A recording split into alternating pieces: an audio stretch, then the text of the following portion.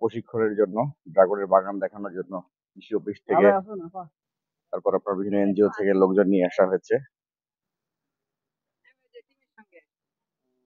ইনি হচ্ছে উপসহকারী কৃষি কর্মকর্তা। দর্শক, এই মুহূর্তে আমরা রয়েছি অত্র অঞ্চলের উপসহকারী কৃষি কর্মকর্তার সঙ্গে। আমরা তার কাছে শুনবো এই ড্রাগনের চাষ সম্বন্ধে কিছু কথা। আপু, আসসালামু আলাইকুম। ওয়ালাইকুম আসসালাম। কেমন আছেন আপনি? আলহামদুলিল্লাহ। ড্রাগন একটি আ মরুময় স্থানের ফসল। ড্রাগন অত্যন্ত মূল্যবান একটি ফসল।